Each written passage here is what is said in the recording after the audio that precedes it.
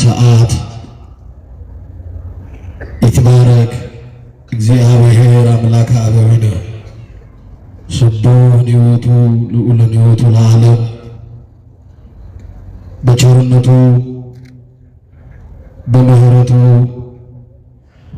በዘላለማዊ ጥባቆቱ መገቦቱ ሳይለየን በዕድሜያችን ይችን ቀን ተጨማሪ ሰጥቶ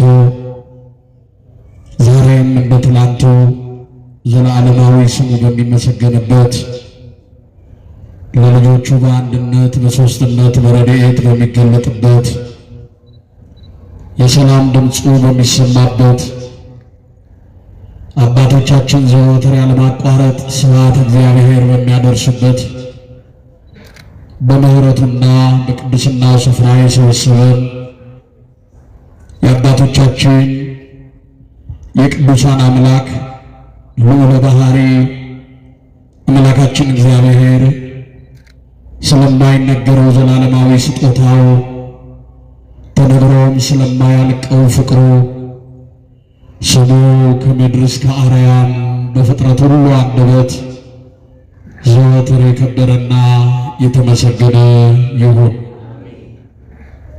እጅግ ተወዳጁ ወንድማችን መጋቤ ሐዲስ መምህር ምስክር ጌታነህ የዚህ ታላቅና ታሪካዊ ቤተ ክርስቲያን የስብከተ ወንጌል ክፍል መምህራን ዋና ኃላፊ፣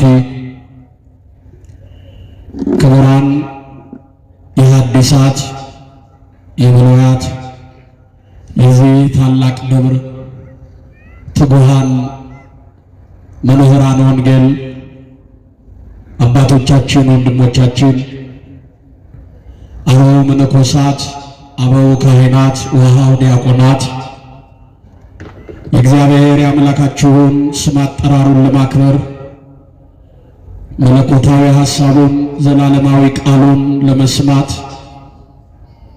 ለእግዚአብሔር የሚገባውን ጊዜ ሰጥታችሁ አምላካችሁን እግዚአብሔርን ለማክበር በዚህ በቅድስናው ስፍራ የተገኛችሁ ኦርቶዶክሳውያን እግዚአብሔር ልጆች፣ ማኅበረ ምእመናን ወምእመናት፣ እናቶች፣ አባቶች፣ እህቶች፣ ወንድሞች የጌታችን የመድኃኒታችን የኢየሱስ ክርስቶስ የመንግሥቱ ምሳሌ የሆናችሁ ሕፃናት በወደደንና ባፈቀረን እስከ ሞት ድረስ ራሱን አሳልፎ በሰጠን በጌታችን በመድኃኒታችን በኢየሱስ ክርስቶስ ፍጹም የሰላምታ ቃል እንደምን ከረማችሁ? እንደምን ዋላችሁ? እንደምን አመሻችሁ? በቀን ጥባቆቱ በአምላክነት ቸርነቱ ያልተለየን በበደላችንና በኃጢአታችን ምክንያት ፈጥሮ ያላጠፋን ዕድሜ ለንስሐ ዘመን ለፍስሐ የጨመረልን ትላንትናን ያሳለፈን ዛሬ ላይ ያደረሰን ዛሬ ላይ አቁሞ ነገን ተስፋ እንድናደርግ የረዳን የፈቀደልን የቅዱሳን አምላክ የእኛም አምላክ ልዑለ ባሕሪ አምላካችን እግዚአብሔር ለስም አጠራሩ ክብርና ምስጋና ለስሙ ይሁን። እናታችን አማላጃችን መልካሙን ዘመን ያየንባት ተስፋችን የኃጢአትን ባሕር ከፍለን የተሻገርንባት ድልድያችን ስለ ማዳኑ ሥራ የምንነጋገርባት ድንቅ ቋንቋችን የአባቶቻችን ጥዑም ዜማ የሰማዕታት አክሊላቸው የደናግል መመኪያቸው የመላእክት እህታቸው እመብዙኃን ቅድስተ ቅዱሳን ንጽሕተ ንጹሐን ድንግል ማርያም እናታችን ምስጋና ይድረሳት። በዚህ ቀን ታስበው ተዘክረው የሚውሉ የቅዱሳን አባቶቻችን በረከታቸው የቅዱሳት አንስት እናቶቻችን ረድኤታቸው ከሁላችን ጋር ይሁን። እንኳን ለጌታችን ለመድኃኒታችን ለኢየሱስ ክርስቶስ መዳናችን ለተረጋገጠበት ፍቅሩን ከሕሊና በላይ በሚገርም ፍቅር ለገለጠበት ስለኛ ሞቶና ተሰቅሎ መከራ ተቀብሎ እኛን መከራ ላወጣበት ለዛች ታላቅ ቀን ለዚች ዕለት ጥንተ ስቅለቱ መታሰቢያ በዓል በሰላምና በጤና አደረሳችሁ አደረሰን።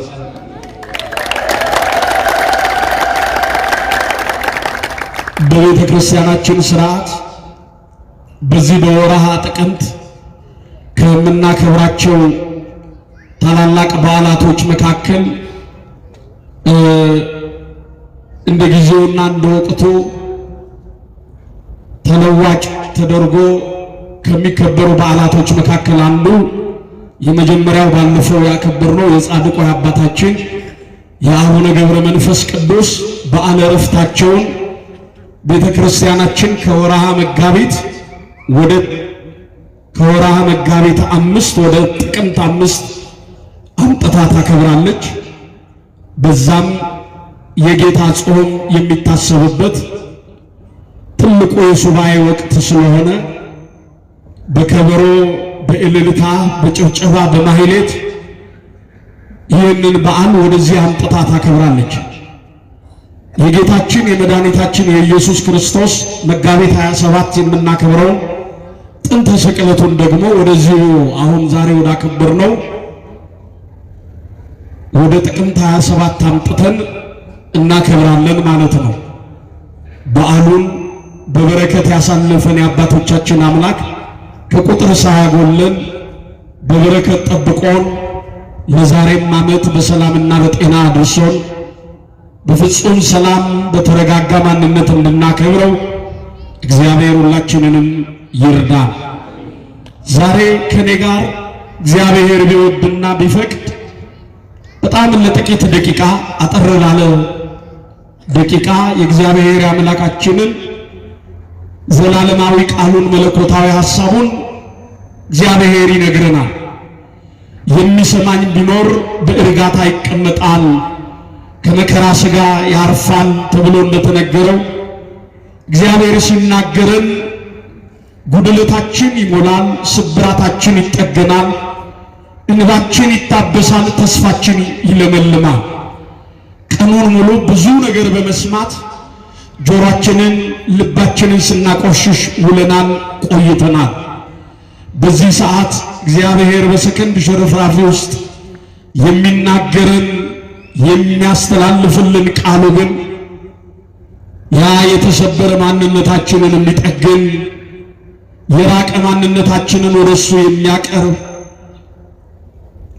ስለ ኃጢአት ሞትን ስለ ጽድቅ ለመኖር የምንወስንበትን መንፈሳዊውን በረከት የምናገኝበት ቃሉን እንሰማለንና እግዚአብሔር ከሁላችን ጋር እንዲሆን ቅዱስ ፍቃዱ ይሆንልን።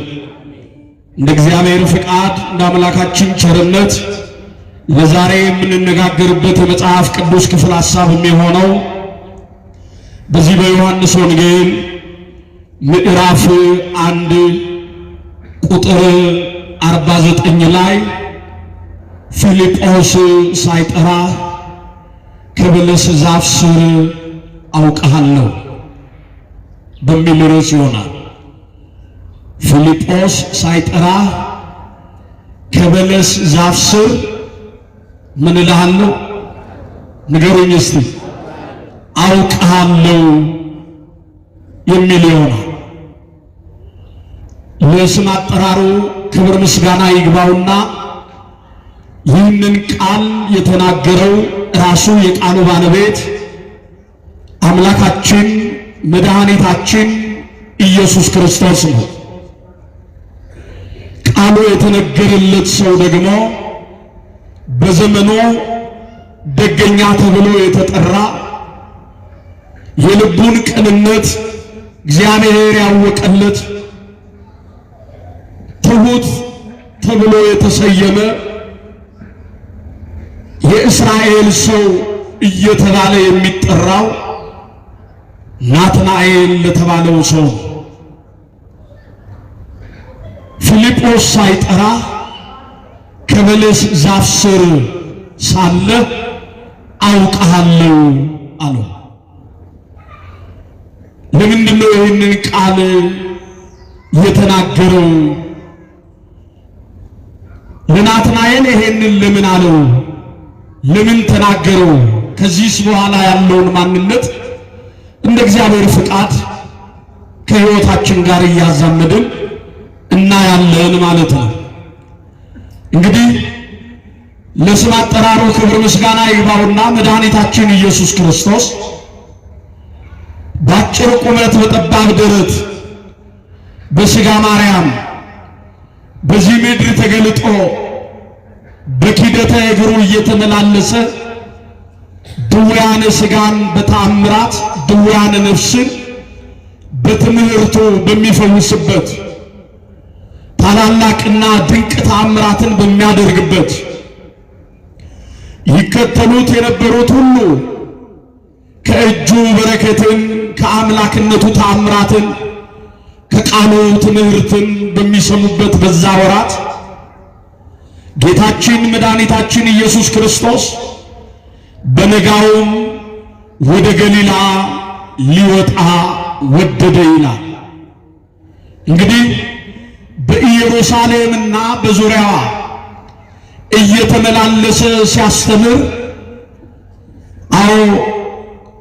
ማታ ማታ ወደ ደብረ ዘይት ተራራ እየወጣ በዛ ያድር እንደነበረ መጽሐፍ ይነግረናል። ይልቁንም ነቢዩ ዕንባቆም በትንቢተ ዕንባቆም ምዕራፍ 1 ላይ የሰው ልጅ ወደዚህ ምድር ይገለጣል፣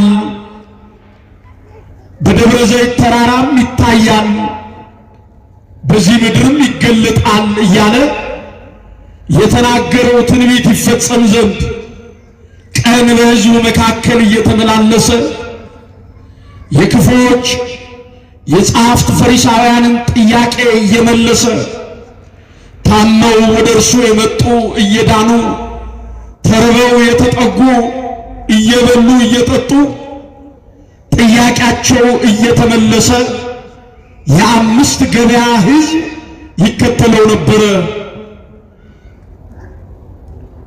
እያንዳንዳቸው ወይንም የአምስት ገበያ ከ5000 በላይ የነበረው ያ በዋለበት እየዋሉ ባደረበት እያደሩ የእጁን በረከት የአምላክነቱን ታምራት የቃሉን ትምህርት ይሰሙ የነበሩ እያንዳንዳቸው ጥያቄያቸውና ፍላጎታቸው ልዩ ልዩ ነበረ።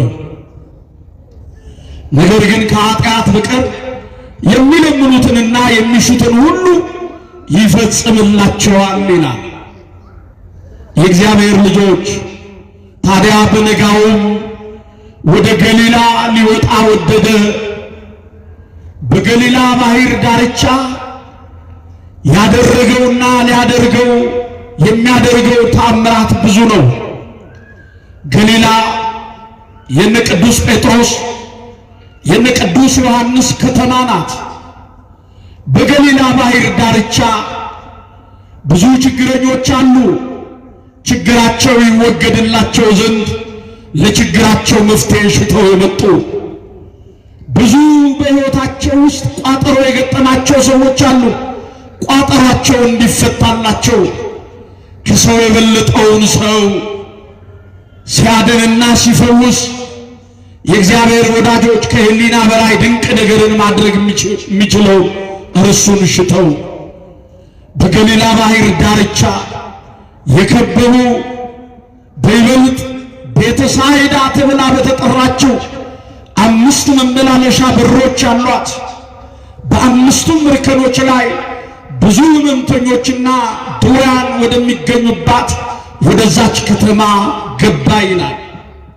ለበሽተኞች ፈውስን ሊሰጥ፣ ለተራቡ መብልን ሊሰጣቸው፣ ችግረኞችን ከችግራቸው ሊያላቅቃቸው ወደዛች ከተማ ገባ። ወደ ገሊላ ሊወጣ ሊሄድ ወደደ ይላል። ሊያድናቸው ፈቀደ፣ ሊምራቸው ወደደ፣ ሊታደጋቸው ወደደ ይላል። ዛሬም ጥበቃውን በዙሪያችን ማዳኑን በሕይወታችን እንዲያደርግልን አምላካችን እግዚአብሔር ይፍቀድልን። እግዚአብሔር ከወደደ ጨለማውን ያነጋዋል። እግዚአብሔር ከወደደ የተቆረጠውን ይቀጥለዋል። እግዚአብሔር ከወደደ ተስፋ ቢሱን ባለ ተስፋ ያደርገዋል። እግዚአብሔር ከወደደ የተከደኑ ዓይኖች ይገለጣሉ። እግዚአብሔር ከወደደ በሐዘን የተሞሉ ልቦች ሁሉ ይጽናናሉ። ወደ ገሊላ ሊወጣ ወደደ ይላል። ከዛም ፊልጶስን አገኘውና ተከተለኝ አለው ይላል። ምን በለኝ አለው? ተከተለኝ። ይሄ ጥሪ ነው። የእግዚአብሔር ልጆች ተከተለኝ አለው። ፊልጶስም ከእንድርያስና ከጴጥሮስ ከተማ ከቤተ ሳይዳ ነበርና ፊልጶስ ናትናኤልን አግኝቶ ይላል ኢየሱስ ክርስቶስን ተከተለው። ናትናኤልንም አገኘው ይላል። ወዳጁን ባልንጀራው በቤተ ሳይዳ የነበረው ናትናኤልን አገኘው። ፊልጶስ ሙሴ በሕግና ነቢያት ስለ እርሱ የጻፉትን የዮሴፍ ልጅ ኢየሱስን አግኝተነዋል አሉ። ነቢያት ስለ እሱ የተናገሩለትን ሙሴ በሕግ የጻፈለትን ነቢያት ትንቢት የተናገሩለትን ሱባኤ የቆጠሩለትን ይመጣል፣ ይወርዳል፣ ይወለዳል ብለው ተስፋ ያደረጉትን እጅን ከአርያም ላክልን ብለው ይጠባበቁት የነበረው ደገኛውን የናዝሬቱን ኢየሱስ ክርስቶስን አግኝተነዋል አሉ። ፊልጶስ ለናትናኤል ይሄንን ነገረው። ያገኘውን ነገር ነገረው። ያየውን መሰከረ። የሰማውን ተናገረ። ያየውን አዎ ብዙ ሰዎች ዛሬ በሌሉበት ነው በስማ ብለው የሚያወሩት። እከሌ እኮ እንዲህ ብለዋል ብለው ስለ እከሌ መናገር ቢፈልጉ መደገፊያን አበጅተው መነሻና መድረሻቸውን አዘጋጅተው አመቻችተው ነው። ፊልጶስ ግን ኢየሱስ ክርስቶስን ስለማግኘቱ ሙሴም በሕግ ስለመጻፉ ነቢያትም ስለሱ መናገራቸውን መጠበቃቸውን ይወርዳል ይወለዳል ብለው ደጅ መጠናታቸውን አባቶቹን ነቢያትን እያነሳ ከታላላቆቹ ነቢያት መካከል አንዱ ሕገ ኦሪት ስለተሰጠው ስለ ሙሴን ሳይቀር እየጠቀሰ የሙሴን አምላክ አገኘሁት አለው። ነቢያቱን እየተናገረ ነቢያት ይጠብቁት የነበረውን ደጅ ይጠሩት የነበረውን አገኘሁት፣ የነቢያቱን አምላክ የእኛን አምላክ አገኘሁት፣ የናዝሬቱን ኢየሱስ ክርስቶስን አገኘሁት አለው። የእግዚአብሔር ልጆች ሰዎች ዛሬ ምን አግኝተው ይሆን የሚያምኑት? ምን አግኝተው ይሆን ግራ የገባቸው? ወይንም ምን አግኝቷቸው ይሆን? አዎ ፊልጶስ ለናትናኤል እንዲህ ሲለው ናትናኤል ከናዝሬት መልካም ነገር ሊወጣ ይችላልን አለ። የመጀመሪያው የናትናኤልን ማንነት ከማየታችን በፊት ናትናኤል የተናገረውን ተመልከቱ። የናዝሬቱን ኢየሱስን አገኘሁት ብሎ ሲለው ከናዝሬት መልካም ሰው ሊወጣ ይችላልን የሚል ያለማመን ጥያቄ ውስጥ ያለ ጥያቄ የጠየቀ ናትናኤል ነው።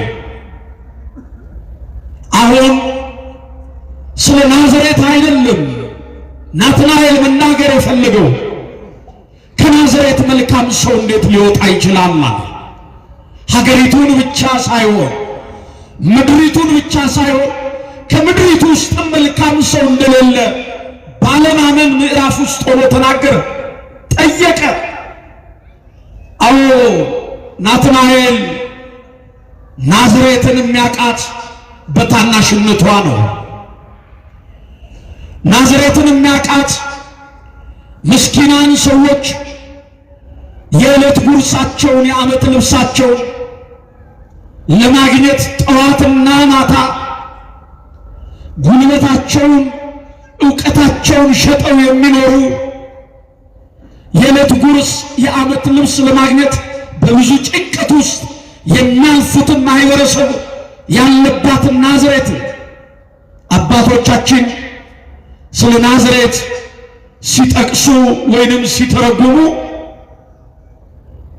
ራሷን ለማኖር ያልበቃች የደሃ የምስኪናን መንደር ይሏታል። ያቺን ከተማ በዚህ ልክ ሲገልጧት ከዚች ከተማ ውስጥ ደግሞ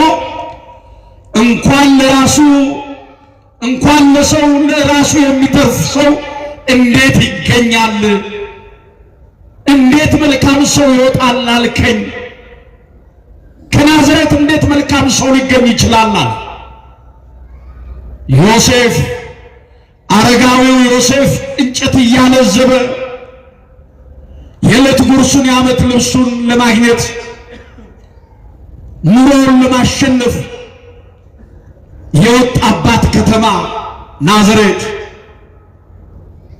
መድኃኒታችን ኢየሱስ ክርስቶስ በሥጋ ማርያም ተገልጦ ናዝራዊ የተሰኘባት ከተማ ናዝሬት በጸጋ የደኸየነውን ከመንፈሱ የተራቆትነውን የልጅነት ክብር ያጣነውን በሰማያውያን ዘንድ አይደለም በሰዎች በምድራውያን ነገሥታት ዘንድ እይታ ያልገባነው እኛን ድሆቹን ሊጎበኘን ኢየሱስ ክርስቶስ በደሃዋ ከተማ በናዝሬት ተገኘ። ደሃ ሆኖ ተገኘ። ደሃ ሆኖ ተወለደ። ደሃ ሆኖ በዚህ ምድር ተመላለሰ።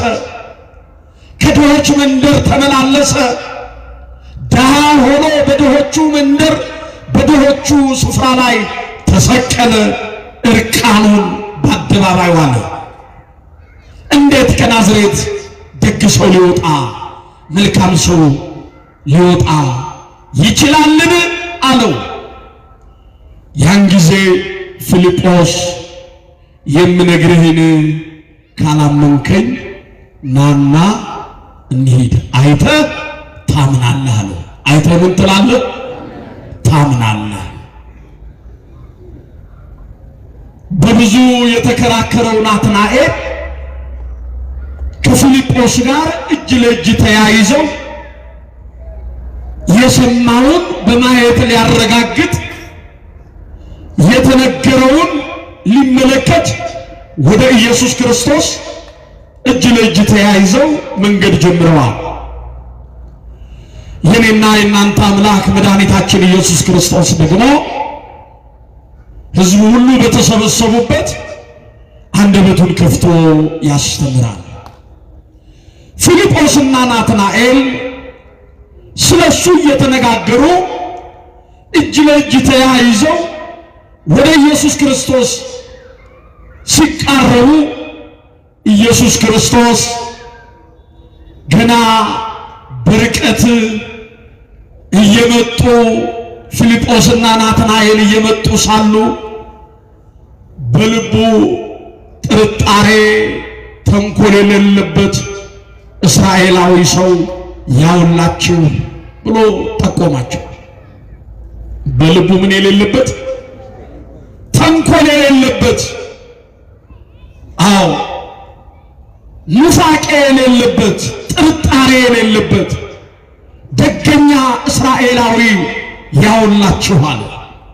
የእግዚአብሔር ልጆች ናትናኤል ተንኮል የሌለበት ሲል ውሳጣዊ ንጽሕናውን፣ ቅንነቱን፣ እምነቱን መሰከረለት ኢየሱስ ክርስቶስ። የውስጡን ንጽሕና ነገረለት፣ ቅንነቱን መሰከረለት፣ የእምነቱን ጥንካሬ ነገረለት። በልቡ ተንኮል፣ ኑፋቄ፣ ተንኮል የሌለበት እስራኤላዊ ሰው ያውላችሁ አለ። የእግዚአብሔር ልጆች መጽሐፍ እንዲህ ነው የሚለው። ነቢየ እግዚአብሔር ቅዱስ ዳዊት በመዝሙር 137 ያልተሰወረ አካሌን ዓይኖችህ አዩኝ ይላል። ያልተሰወረ አካሌን ዓይኖችህ ምን አሉኝ? አዩኝ አለ። እግዚአብሔር ያያል። ሰው ገጽን ያያል፣ እግዚአብሔር ልብን ይመለከታል። ሰው አንደበትን ያያል፣ እግዚአብሔር ኩላሊት ያጤሰውን ልባችን ያመላለሰው አንደበታችን ሞልቶ የሚናገረውን ያያል። ብዙ ሰው በላይ ገጽታው በውጫዊ ገጽታው ንጹህ ነው፣ ኢድፍ ጉድፍ የለው። የእግዚአብሔር ልጆች ባለባበሳችን ንጹህ ልንሆን እንችላለን፣ ባነጋገራችን ንጹህ ልንሆን እንችላለን፣ በአረማመዳችን ንጹህ ልንሆን እንችላለን። በአስተሳሰባችንስ፣ በልባችንስ፣ በውስጣችንስ በእውነት ከእግዚአብሔር የሚሰወረው ነገር አለን? የተከደነውን የሚገልጥ የራቀውን የሚያቀርብ አምላክ ነው።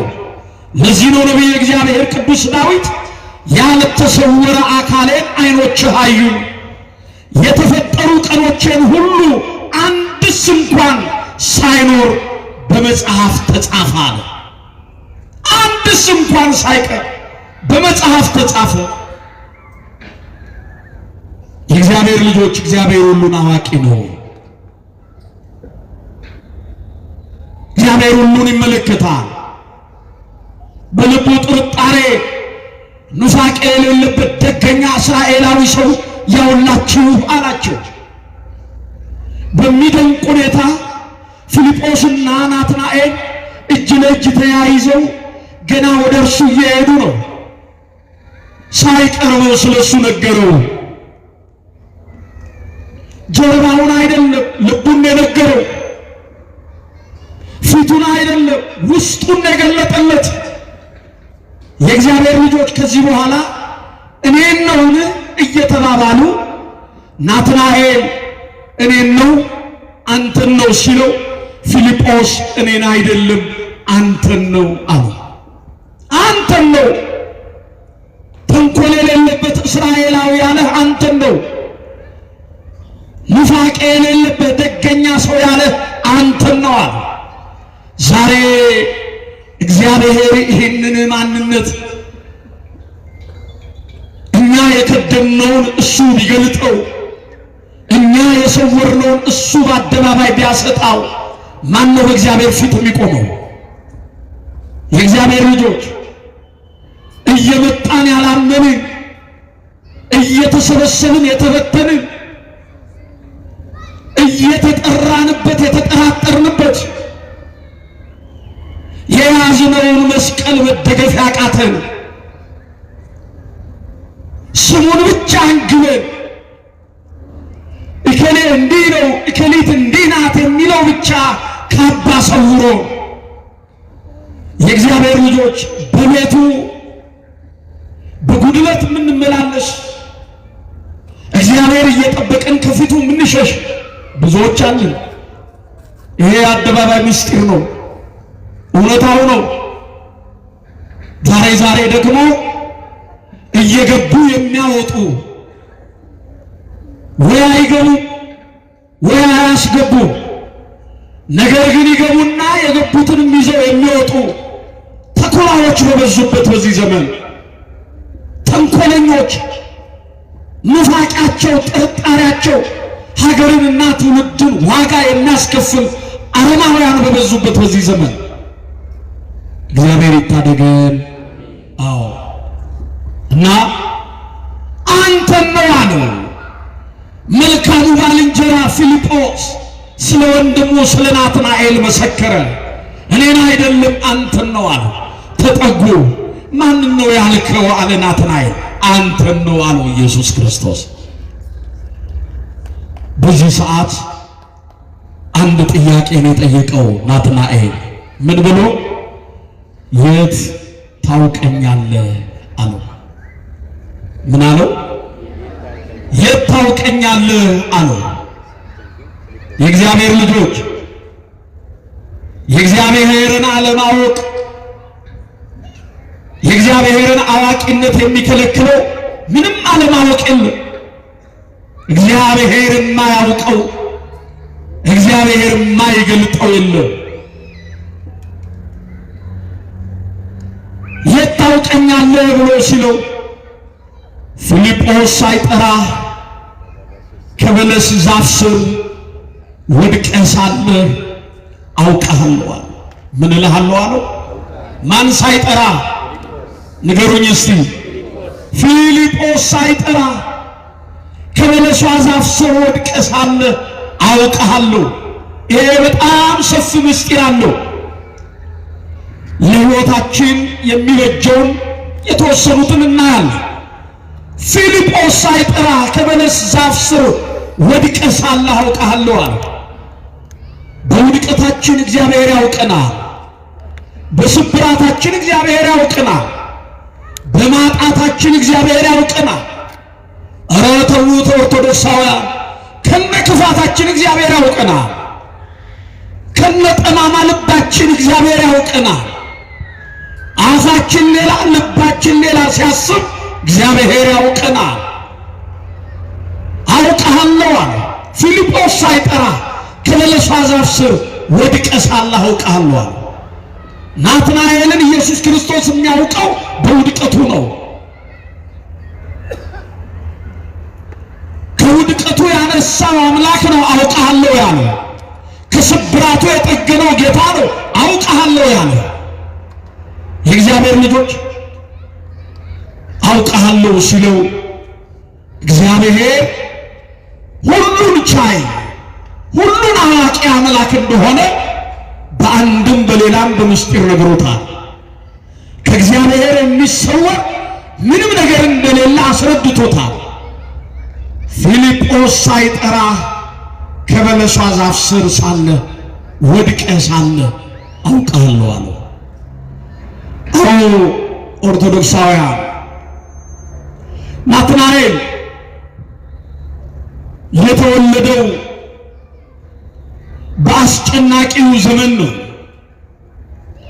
እናት ልጇን በሆዷ መሸሸግ ብትችል፣ መልሳ መዋጥ ብትችል፣ መልሳ ውጣ ልጇን ማትረፍ በምትፈልግበት አስጨናቂው ዘመን 144,000 እልፍ ሕፃናት ሰይፍን እንደ ከረባት ለአንገታቸው ባጠለቁበት ኢየሩሳሌምና ምድሪቱ በሕፃናቱ ደም በታጠበችበት ድምፅ በራማ ተሰማ ተብሎ የተጻፈው የእግዚአብሔር ቃል ፍጻሜውን ባገኘበት በአስጨናቂው ዘመን ናትናኤል ተወለደ። ያ ዘመን ኦርቶዶክሳውያን ለስም አጠራሩ ክብር ምስጋና ይግባውና ከሰማያ ሰማያት የወረደው ከእመቤታችን ከቅድስት ድንግል ማርያም የተወለደው አካላዊ ቃል ወልደ አብ ወልደ ማርያም ኢየሱስ ክርስቶስ የሰውን ልጅ ለማዳን በአጭር ቁመት በጠባብ ደረት በዚህ ምድር የተገለጠበት ዳግማዊው አዳም ኢየሱስ ክርስቶስ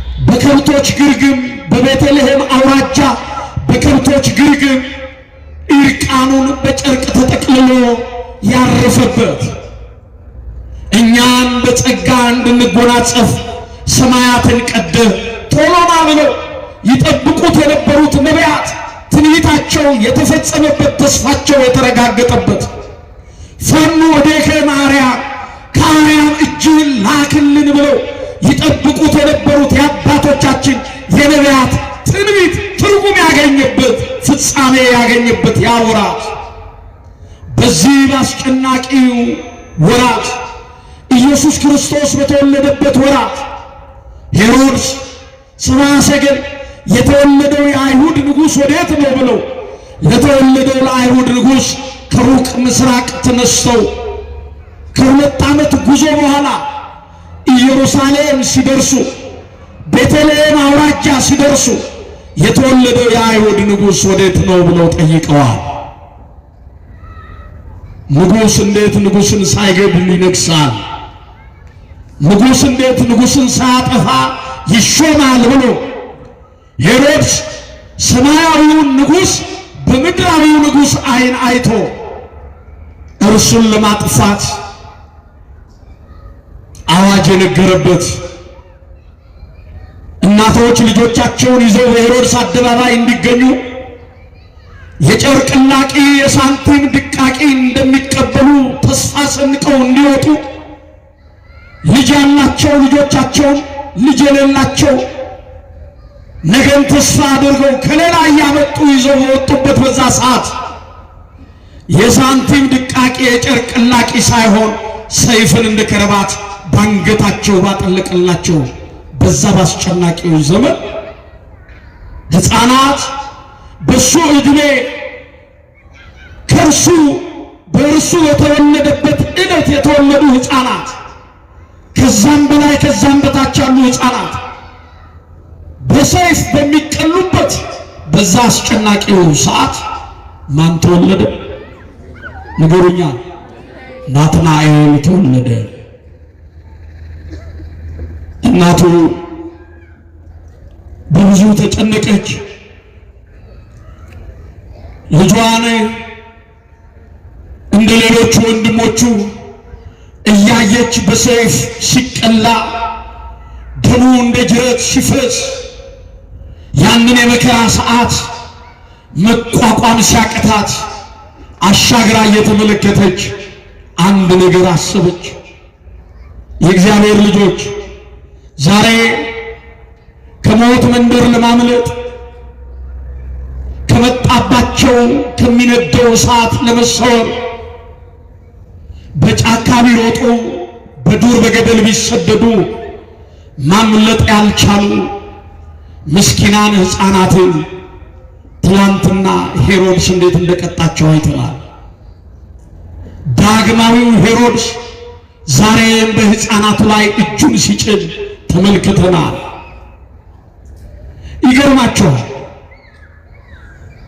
እናቱ በተጨነቀች ጊዜ ልጇን ለመሸሸግ ከሞት ለማስመለጥ በእኩለ ሌሊት በጨለማ አዝላው ልጇን ይዛ ወጣች ይላል። አዎ ኦሪት ዘጸአት ምዕራፍ 3 ምዕራፍ 2 ላይ ስትመለከቱ ሙሴን በዚህ ልክ ነው የምታገኙት። እናቱ ሙሴን መሸሸግ ቢያቅታት ፈርዖን የተወለዱትን ወንዶቹን እያነቃችሁ ግደሉ፣ እነዚህ ቢኖሩ ቢያድጉ መንግሥቴን ይወርሳሉ ብሎ የጭካኔ ትእዛዝ ባስተላለፈ ጊዜ እናቱ ሙሴ የደንገል ሳጥን አዘጋጅታ ውስጥና ውጩን በቅጥራ ለቅልቃ ሙሴን በዛ በደንገል ሳጥን ውስጥ አድርጋ ቆልፋ የፈጠረህ እግዚአብሔር ያሳድግ ብላ ሙሴን በባህር ላይ ለቃዋለች። አዎ የእግዚአብሔር ልጆች መከራ ከባድ ነው። እግዚአብሔር መከራውን ያርቅልን። መከራ አስጨናቂ ነው። እግዚአብሔር የመከራ ቀናቶችን ሁሉ ያሳጥርልን። አሁን ሲበዛ ስንለማመደው ሲበዛ እየደነዘዝን የእግዚአብሔር ልጆች ነገ ምን ይሆናል ብለን እግዚአብሔር ለኛ ያለውን ዓላማ እየዘነጋን በገዛ ሐሳባችን እንዳንጠለፍ እንዲሁ እንዳማረብን ወደ ሰማያዊው መንግሥቱ እንዲጠራን ፈቃዱ ይሁንልን። ሳንቆሽሽ ሳንበከል ያሰርናትን ሃይማኖት ሳንበጥስ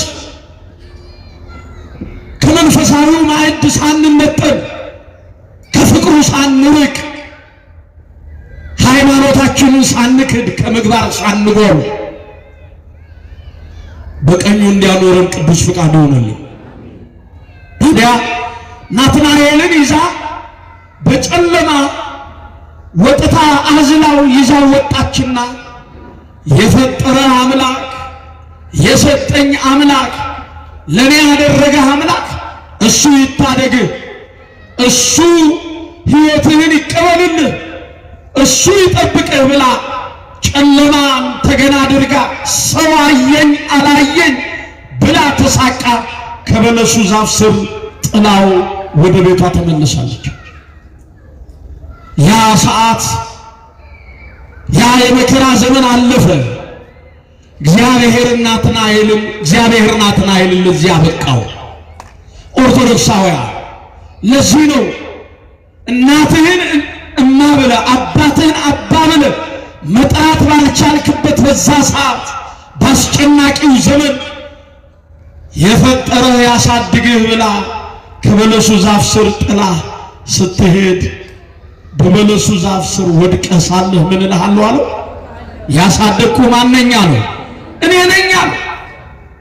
እኔ ነኝ የጠበቅኩ፣ እኔ ነኝ ለዚህ ቀን ያበቃው፣ እኔ ነኝ ዘመን የጨመርኩልህ፣ እኔ ነኝ። እንዴት ታውቀኛለህ ትላለህ አለ። ሌላው ናትናኤል ያው ምሁረ ኦሪት ነው።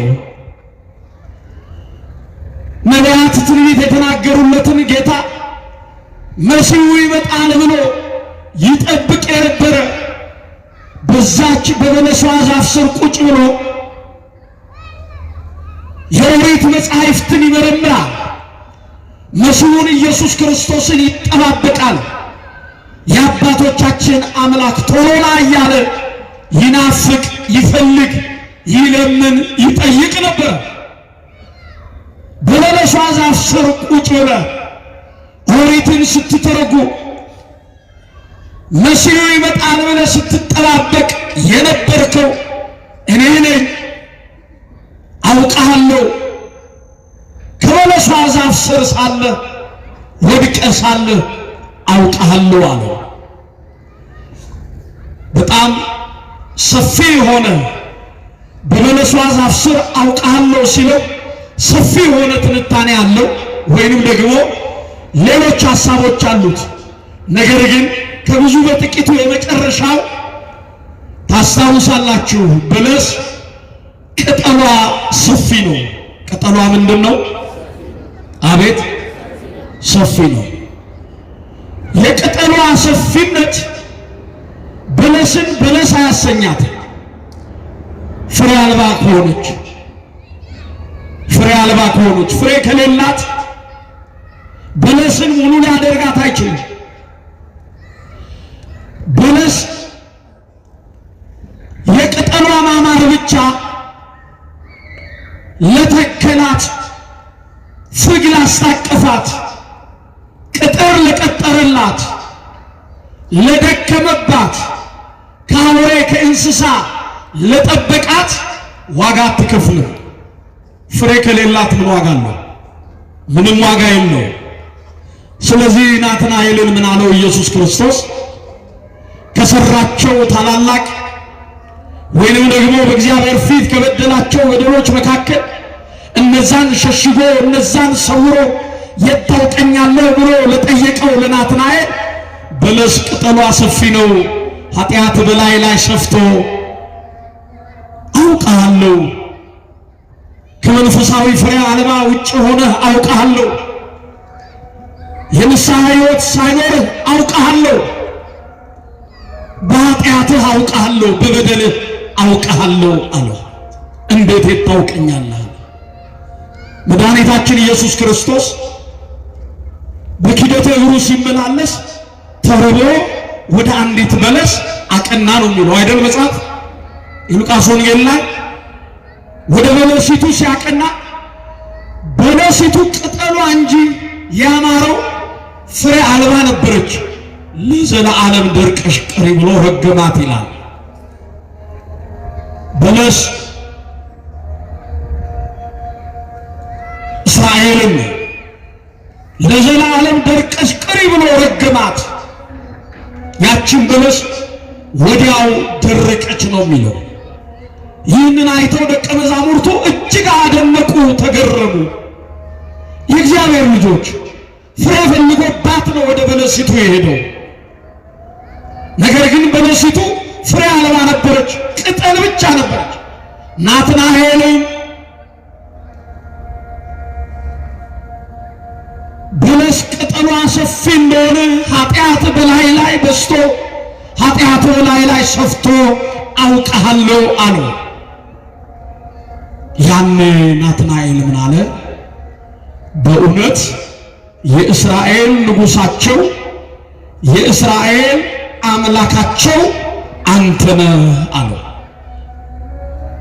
የእስራኤል ንጉሳቸው የእስራኤል አምላካቸው አንተ ነህ አለ። ወዲያው እንዴት ከናዝሬት መልካም ሰው ይወጣል ሲል የነበረው ናትናኤልን ኢየሱስ ክርስቶስ ሲነግረው ናትናኤል ማንነቱን ሲያውቅ ሲሰማ የእስራኤል ንጉሳቸው የእስራኤል አምላካቸው አንተ ነህ አለው። እንዴ ናትናኤል ከበለስ ዛፍ ስር ወድቀህ ሳለህ አውቃለሁ ስላልኩ አመንክን አለው። ገና ከዚህ የበለጠ ነገርን ታያለህ አለው። ከዚህ የበለጠ ነገርን ምን ትላለህ? ታያለህ። የእግዚአብሔር ልጆች የእስራኤል ንጉሳቸው የእስራኤል አምላካቸው አለ ዘላለማዊ ንጉሥ መሆኑ የሰማይ የምድር ፈጣሪ መሆኑ አምላክ መሆኑ ገዥ መሆኑ ናትናኤል መሰከረ። ፍጹም ሰው ፍጹም አምላክ ሆኖ በሥጋ ማርያም ባጭር ቁመተ ጠባብ ደረት በዚህ ምድር መገለጡን ሄሮድስና መሰሎቹ እንዳሰቡት ምድራዊ ንጉሥ እንዳልሆነ የሰማይ የምድር ንጉሥ እንደሆነ ናትናኤል መሰከረ። የእግዚአብሔር ልጆች ናትናኤል እንዲህ ስላልኩ አመንክን? ከዚህ የበለጠውን ነገር ታያለህ አለው። የበለጠውን ነገር ደግሞ እንደሚሰጠው ከምድር ወደ ሰማይ ከጊዜያዊ ወደ ዘላለማዊ ከሥጋዊ ወደ መንፈሳዊ ከማጣት ወደ ማግኘት ከውርደት ወደ ክብር እንደሚያሻግረው ገና ከዚህ የበለጠውን ታያለህ አለው። ሰማያውያን መላእክት ከሰማይ ወደ ምድር የኔን ቸርነት ከምድር ወደ ሰማይ የሕዝቡን ጸሎት ሲያሳርጉ ሰማያውያን መላእክት ከምድር ወደ ሰማይ ከሰማይ ወደ ምድር ሲመላለሱ የበለጠውን ታያለህ አለ። ይሄ ብቻ አይደለም። ድውያነ ሥጋን በተአምራት ድውያነ ነፍስን በትምህርት ስፈውስ ሥጋዬን ቆርሼ ደሜን አፍስሼ ዓለምን ሁሉ ከኃጢአት ነፃ ሳወጣው በቀኜ ሳቆመው ከዚህ የበለጠውን ታያለህ አለ። ከዚህ የበለጠውን ምን ትላለህ? ታያለህ። የእግዚአብሔር ልጆች ዛሬም ከእውነተኛ እምነቶች መገለጫዎች መካከል አንዱ የሆነው የበለጠውን ነገር ለማየት እንድንችል በበለጠው ነገር ላይ ተሳትፎ እንዲኖረን ለበለጠው ነገር የታጨንና የበቃን እንድንሆን ናትናኤልን እንምሰል። ናትናኤልን እንሆን። ከልባችን ተንኮል ይራቅ። ምን ይራቅ? አቤት! ክፋት ይራቅ፣ ኃጢአት ይራቅ፣ በደለኝነት ይራቅ፣ አለማመን ይራቅ። ናትናኤልን መሆን ያስፈልጋል።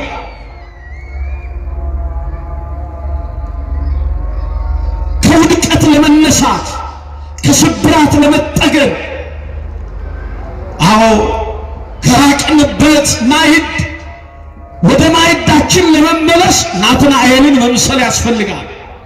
በልቡ ተንኮል የሌለበት እስራኤላዊ ተብሎ የተነገረለት ናትናኤል የእምነቱ መገለጫ የሆነው ናትናኤል ከተገለጠበት ዋነኛ መሰረታዊ ነገሮች መካከል አንዱ በልቡ ምን የሌለበት ንገሩኝ እስቲ?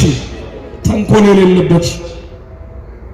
ዛሬ በልባችን አንድ ብንሆን፣ በልባችን አንድ ሐሳብ ብንሆን፣ በልባችን አንድ ፍቅር ብንሆን፣ በልባችን በአንድ መመላለስ ቢኖረን እግዚአብሔር እነዚህን የመከራ ቀኖች አያሳጥራቸው። ልብ በሉ። ሰማይ ከምድር ከፍ እንደሚል ሐሳቤ ከሐሳባችሁ መንገዴም ከመንገዳችሁ እንዲሁ የራቀ ነው ይላል። ሰማይ ከምድር ከፍ እንደሚል ሐሳቤ ከሐሳባችሁ መንገዴም ከመንገዳችሁ እንዲሁ የራቀ ነው፣ የተለየ ነው። በአንድ ቤት ውስጥ አንድ ልብ አይደለም። በአንድ ማዕድ ላይ አንድ ልብ አይደለም። ዛሬ አንድ ልብ መሆን ያስፈልጋል። የተነጣጠለ ልብ ይዘን፣ የተከፋፈለ ልብ ይዘን፣ አንዱ አንዱን የሚወነጅል ልብ ይዘን፣ አንዱ አንዱን የሚከስ ልብ ይዘን፣ ተንኮል ይዘን ጠላታችንን ድል ማድረግ አንችልም። ሐዋርያት በአንድ ልብ ሳሉ ነው የሚለው። የሐዋርያት ሥራ ምዕራፍ 2 ላይ በአንድ ልብ ሳሉ ነው የሚለው። በአንድ ቤት ውስጥ በአንድ ልብ ነበር። ያለ ተንኮል፣ ያለ ክፋት፣ ያለ ቂም፣ ያለ በቀል እግዚአብሔርን በሚወድ በትሑት ስብዕና በአንድ ልብ። ከዚህ የተነሳ እኛ በአንድ ልብ ሆነን መጸለይ ከቻልን እውነት ለመናገር እንደ ኢትዮጵያ ኦርቶዶክስ ተዋሕዶ ቤተክርስቲያን 7 አጽዋማት ያላት፣ በቀን ውስጥ 7 የጸሎት ጊዜያት ያላት፣ 7 የአዋጅ አጽዋማት ያላት፣ በየቀኑ አማናዊው በግ ኢየሱስ ክርስቶስ የሚሰዋባት፣ ስብሐተ እግዚአብሔር የሚደርስባት፣ ስሙ የሚጠራባት፣ በመምሰል ሳይሆን በመሆን የሚረጋገጥባት ኦርቶዶክሳዊ ተዋሕዶ ቤተክርስቲያናችን ዛሬ ትልቁን በሌላ ባይሸፍት፣ ትንሹን በሌላ አቅጣጫ ባይሄድ፣ መንጋውና እረኛው ቢግባባ፣ እረኛውም በጎቹን ቢያውቅ፣ በጎቹም የእረኛውን ድምፅ ለይተው ቢያውቁና ቢሰሙ፣ ናትናኤል ብንሆን፣ የዋሃን ብንሆን፣ እሱን ፍለጋ ብንወጣ፣ የተነገረንን ብንቀበል፣ በአንድ ልብ ብንጸና፣ ይሄ ሁሉ የመከራ ዶፍ ይወርድብናል። ጥያቄ ውስጥ እኮ ነው ያለነው።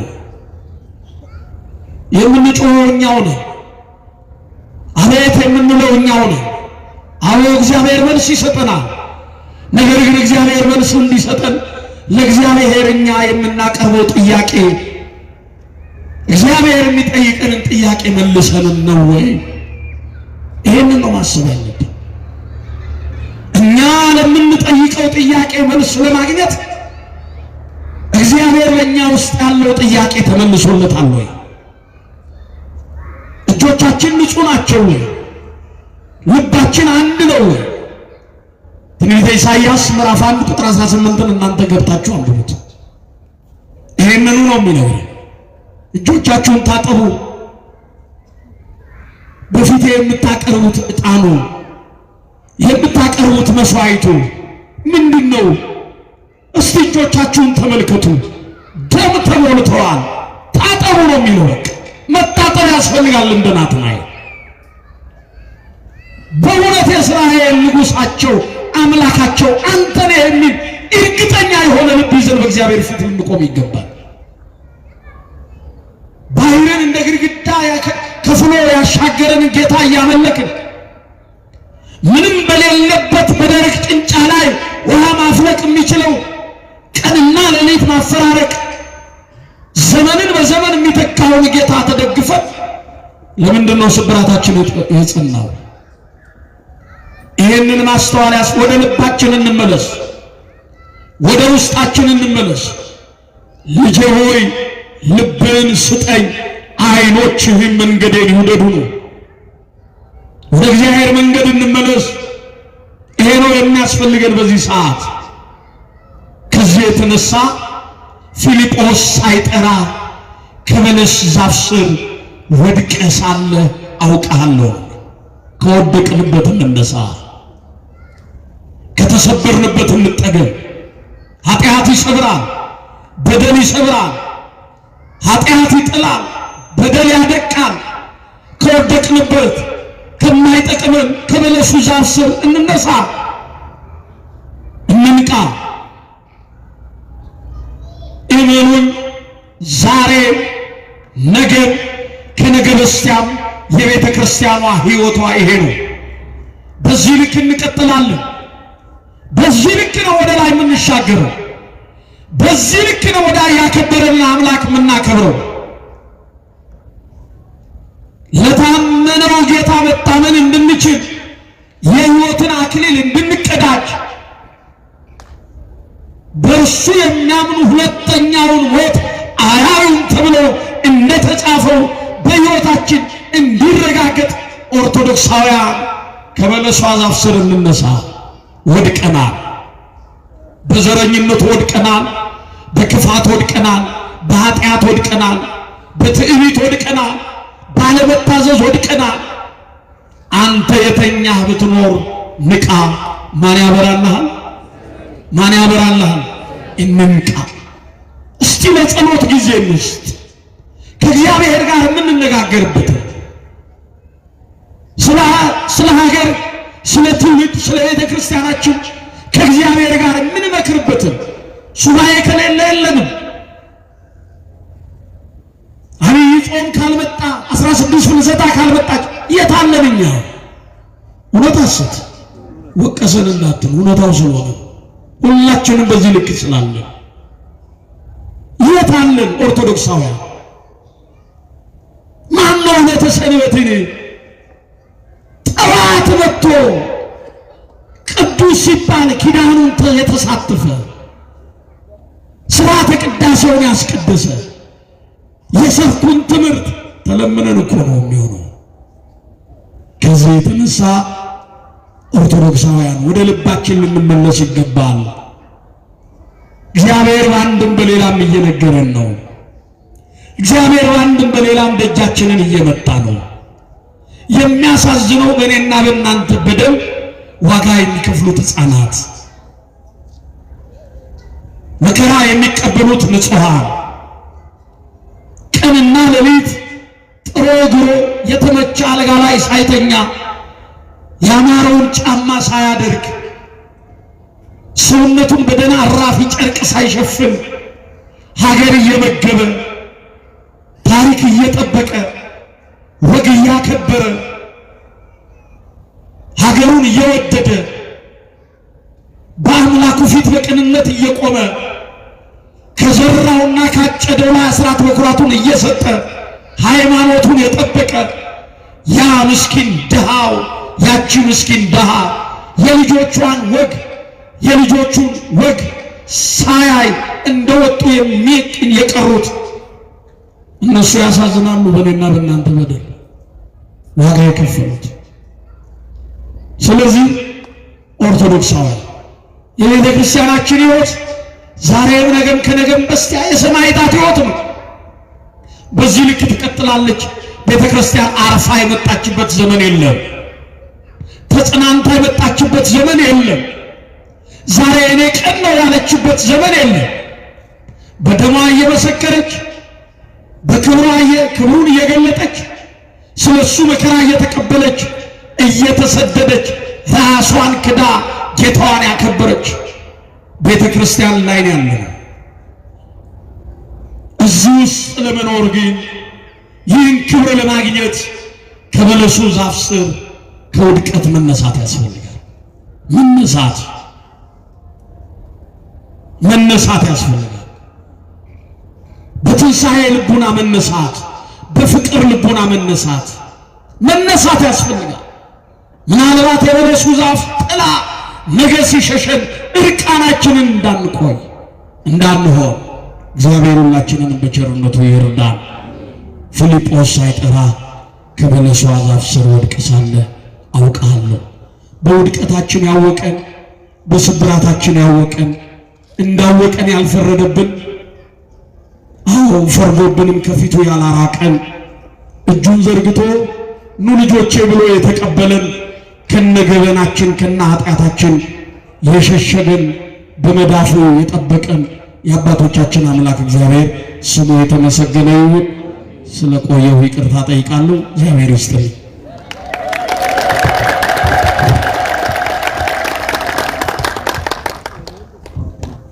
ከፍ አድርጋችሁ አድርጋችሁ እግዚአብሔርን አመስግኑት። አመስግኑት። በድጋሚ ከፍ አድርጋችሁ እግዚአብሔርን አመስግኑት። አሜን። አምላካችን ምስጋናችንን ይቀበልልን። ክቡር መምህራችን መጋቤ ሃይማኖት ቀሲስ ብንያም አመስጥረው ሰፋ ባለ መልኩ